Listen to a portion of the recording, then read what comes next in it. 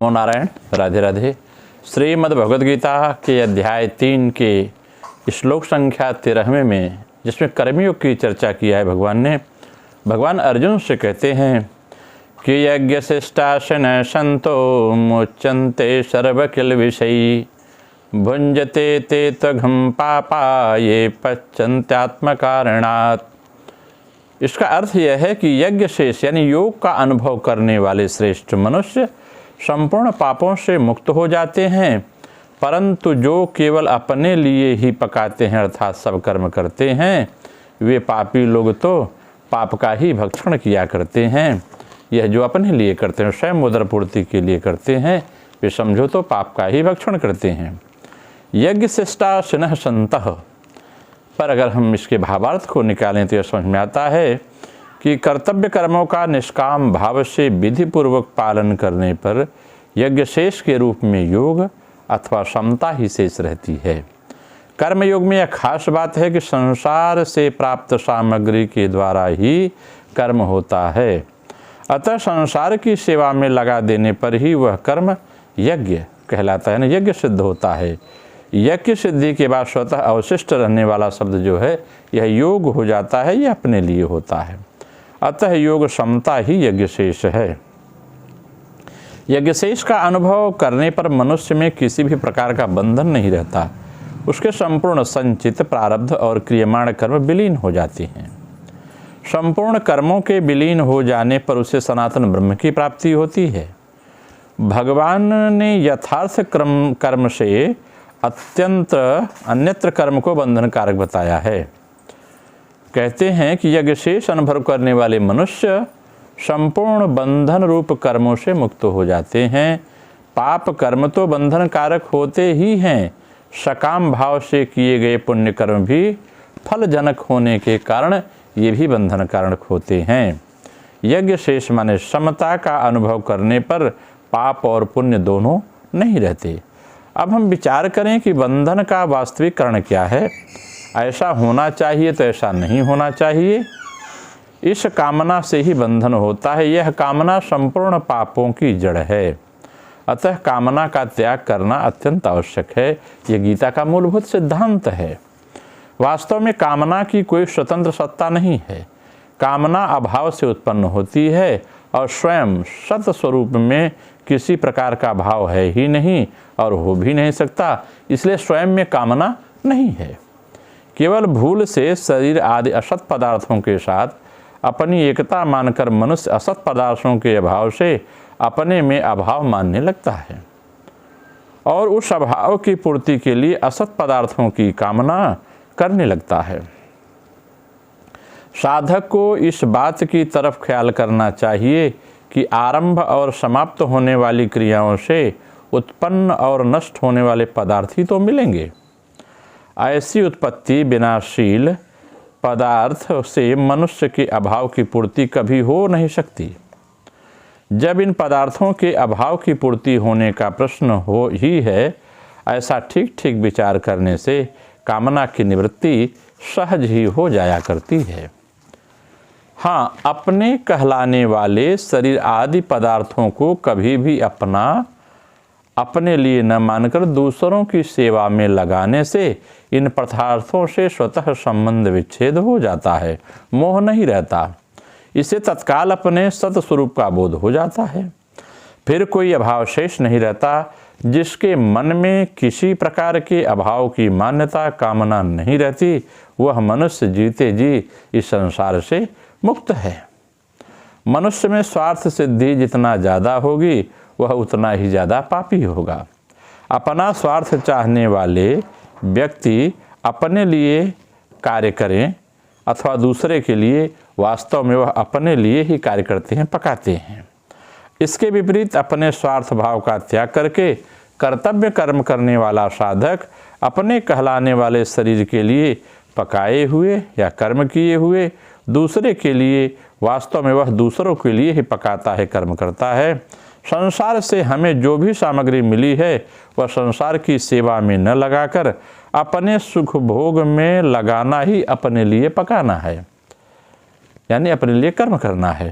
संसार के छोटे से छोटे अंश शरीर को अपना और अपने लिए मानना महापाप है, परंतु शरीर को अपना न मानकर इसको आवश्यकता अनुसार अन्न, जल, वस्त्र, पानी आदि देना, इसको आलसी प्रमादी भोग नहीं होने देना, यह शरीर की सेवा है। यह अपनापन यह शरीर की सेवा है, जिससे शरीर में ममता आसक्ति नहीं रहती। मनुष्य को अपने कर्मों का फल स्वयं भोगना पड़ता है, परंतु उसके द्वारा किए गए कर्मों का प्रभाव संपूर्ण संसार पर पड़ता है। अपने लिए कर्म करने वाला मनुष्य अपने कर्तव्य से च्युत हो जाता है, और अपने कर्तव्य से च्युत होने पर ही राष्ट्र में अकाल, महामारी, मृत्यु आदि महान कष्ट होते हैं। अतः मनुष्य के लिए उचित है कि वह अपने लिए कुछ भी न करे, अपना कुछ भी न माने तथा अपने लिए कुछ भी न चाहे। कर्म फल अर्थात उत्पन्न और नष्ट होने वाली वस्तु मात्र है का आश्रय लेना अपने लिए पकाने के अंतर्गत है। सर्वथा अनाश्रित हो जाने पर ही मनुष्य अपने लिए कुछ नहीं करता, जिससे वह योग में स्थित हो जाता है। भुंजते ते त्वघम पापाह, इसका अर्थ भगवान ने अपने लिए कर्म करने वाले की सभ्य भाषा में निंदा की है। अपने लिए किए गए कर्मों से वह इतना पाप संग्रह कर लेता है कि 84 लाख योनियों एवं नरकों का दुख भोगने पर भी वह खत्म नहीं होता, बल्कि संचित के रूप में बाकी रह जाता है। मनुष्य योनि का ऐसा अद्भुत खेत है यह, जिसमें जो भी पाप या पुण्य का बीज बोया जाता है वह अनेक जन्मों तक फल देता है। अतः मनुष्य को तुरंत निश्चय कर लेना चाहिए कि अब मैं पाप यानी अपने लिए कर्म नहीं करूँगा। यह निश्चय बड़ी भारी शक्ति है। सच तो यह है कि परमात्मा की तरफ चलने का दृढ़ निश्चय होने पर पाप होना स्वतः रुक जाता है। मनुष्य के पास शरीर, योग्यता, पद, अधिकार, विद्या, बल आदि कुछ है, वह सब मिला हुआ है और बिछड़ने वाला है। इसलिए वह अपने और अपने लिए नहीं है, बल्कि दूसरों की सेवा के लिए है। इस बात में हमारी भारतीय संस्कृति का पूरा सिद्धांत आ जाता है। जैसे हमारे शरीर के सब अवयव शरीर के हित के लिए हैं, ऐसे ही संसार के सभी मनुष्य संसार के हित के लिए हैं। कोई मनुष्य किसी भी देश, भेष, वर्ण, आश्रम आदि का क्यों न हो, अपने कर्मों के द्वारा दूसरों की सेवा करके सुगमता पूर्वक अपना कल्याण कर सकता है। हमारे में जो भी कुछ विशेषता है वह दूसरों के लिए है, अपने लिए नहीं है। ऐसी मान्यता, ऐसा विश्वास रखना पड़ेगा। अगर हम सभी मनुष्य ऐसा करने लगे तो कोई भी बद्ध नहीं रहेगा, वह जीवन मुक्त हो जाएंगे। मिली हुई वस्तुओं को दूसरों की सेवा में लगा दिया जाए तो अपने घर का क्या खर्च हुआ, मुफ्त में कल्याण होगा। इसके सिवा मुक्त के लिए कुछ भी करने की जरूरत नहीं है। जितना हमारे पास है उसी की सेवा में लगाने की जिम्मेदारी हमारी है। उसके अधिक की जिम्मेदारी हमारी नहीं है। उससे अधिक मनुष्य कर भी नहीं सकता। अपने पास जितनी वस्तु, योग्यता, सामर्थ्य है उतनी पूरी सेवा में खर्च करेंगे तो कल्याण भी पूरा होगा। वास्तव में शरीर से संसार का ही काम होता है, अपना काम होता ही नहीं, क्योंकि शरीर हमारे लिए है ही नहीं। कुछ न कुछ काम करने के लिए ही शरीर की जरूरत पड़ती है। अगर कुछ भी न करें तो भी शरीर की क्या जरूरत। इसलिए शरीर द्वारा अपने लिए कुछ भी करना भी दोष है। मिली हुई वस्तु के द्वारा हम अपने लिए कुछ कर नहीं सकते, बल्कि उसके द्वारा संसार की ही सेवा कर सकते हैं।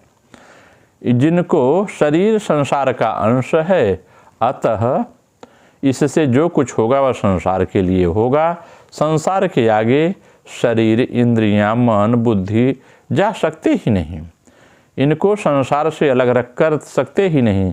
इसलिए अपने सुख के लिए कर्म करना मनुष्यपना नहीं है, प्रत्युत राक्षसपना है, असुरपना है। वास्तव में मनुष्य वही मनुष्य है कि जो मनुष्य के लिए मरे, जो दूसरे के हित के लिए कर्म करता है। अपने सुख के लिए कर्म करने वाले के पाप का ही भक्षण करते हैं, अर्थात सदा दुखी रहते हैं, और दूसरों के हित के लिए कर्म करने वाले संपूर्ण पापों से मुक्त हो जाते हैं और सदा सुखी हो जाते हैं। इस 13वें श्लोक की अगर हम क्रिया योग के माध्यम से व्याख्या करें तो यह बात और स्पष्ट होती है। इसे हम साधते जब हम अभ्यास करते हैं, इसका जब हम आध्यात्मिक व्याख्या करते हैं तो कहते हैं कि जो लोग वैश्वदेव आदि यज्ञ का अवशिष्ट भोजन करते हैं वे पंचसूनाधिकृत सर्व पाप से मुक्त हो जाते हैं। पंचसून कहा गया जैसे ओखल, जांत, चूल्हा, जलकुंभ, झाड़ू गृहस्थ के पंचसून अच्छा बद साधन स्थान हैं। इन स्थानों पर कीट आदि नष्ट होते हैं। इसके कारण गृहस्थी लोग स्वर्ग नहीं जा सकते। पंच यज्ञों के अनुष्ठान के द्वारा पांचों पापों की निवृत्ति होती है। कहते हैं ऋषि यज्ञम देवयज्ञम भूत यज्ञम च सर्वदा नृयज्ञम पितृयज्ञम च यथा शक्तिर्नहापेत। वेदाध्ययन और संध्योपासना आदि जो करते हैं हम, यह ऋषि यज्ञ कहलाता है। अग्निहोत्र जो अग्नि में हवन इत्यादि करते हैं यह देवयज्ञ है। बलिवैश्य देव यह जो है हमारा जो है भूत यज्ञ है, मतलब किसी को भोजन आदि कराना। अन्न आदि द्वारा अतिथि संस्कार करना नृयज्ञ है, जिससे हम अतिथियों की सेवा, साधु संतों की सेवा करते हैं। और श्राद्ध तर्पण आदि करना पितृयज्ञ है। ये सभी धर्मात्मा लोग किया करते हैं। कहते हैं क्रिया की परावस्था में रहने पर प्राणायाम या प्राण क्रिया ही यज्ञ है। अगर इसकी और व्याख्या करें कि प्राण क्रिया यज्ञ है। प्राण क्रिया का साधन करते करते जब क्रिया की परावस्था प्राप्त होती है तो वहाँ ही यज्ञ का अंत हो जाता है। यज्ञ के शेष भाग को जो भोजन करते हैं या भोग करते हैं वही है यज्ञावशेष भोजी। जिनको यह प्राप्त है उन्हें पाप नहीं लगता। आत्मा में न रहकर विषय में भ्रमण करने वाले से ही मन पाप युक्त होता है। क्रिया की परावस्था में विषय भ्रमण नहीं होता है, अतः पाप भी नहीं लगता। निष्पाप होने का यही उपाय है। यही प्रायश्चित तथा चित्त की क्षीणता है। प्रायश्चित माने चित्त की वृत्तियां निरोधित हो जाएं। अपान में प्राणवायु का और प्राण में अपान वायु का हवन ही प्राणायाम रूपी यज्ञ है। इस प्राणायाम के द्वारा ही चित्त शासित होता है और इंद्रियादि की बहिर्मुख वृत्ति अवरुद्ध होती है। जो बाहर इंद्रियां जाती हैं अंतर की ओर रुकती हैं।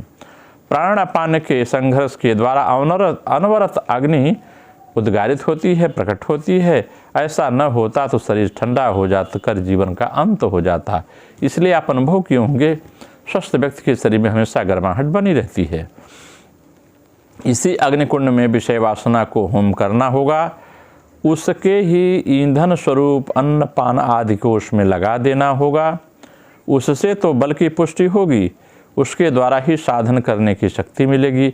यदि सारे भोगों का ईंधन देकर प्राण को प्रज्वलित रखा जाता है तो उससे साधना कार्य आदि के द्वारा दैव शक्ति संवर्धित नहीं की जा सकती। तो अन्न पान आदि रूप हवि भोग वासना आदि रूप अग्नि का प्रज्वलित कर डालेगा और शरीर मन को ईंधन बनाकर दग्ध कर देगा। इससे आत्मदर्शन की प्राप्ति तो होगी ही नहीं, भोग का ईंधन प्रचुर परिणाम में प्राप्त होकर अंत में देह मन बुद्धि को जलाकर शेष में प्राण अग्नि को भी निर्वातिपत कर देगा। इस प्रकार यह यज्ञ है, परंतु यह आमंत्रक है। अतः देवताओं के उद्देश्य से यह प्रेरित नहीं होगा। इसके परिणाम स्वरूप आश्रय और राक्षसी शक्ति का प्रादुर्भाव होकर नियम रहित यज्ञ करने वाले को ध्वंस कर देती है। यह पाप है और पाप का फल मृत्यु है, यह अवश्य प्राप्त होता है। इसलिए केवल अपने उदर भरण के लिए जो कार्य करते हैं यह अच्छा नहीं है। मैं प्राणायाम आदि की क्रिया को कर करके चित्तवृत्ति का निरोध करके जब प्राण श्वास को खींचते हैं, श्वास को छोड़ते हैं, जब यह क्रिया हम श्वास के प्राणायाम की करते हैं तो धीरे धीरे चित्तवृत्ति का निरोध होता है। आगे के प्रसंग में फिर चर्चा करेंगे। नमो नारायण। राधे राधे।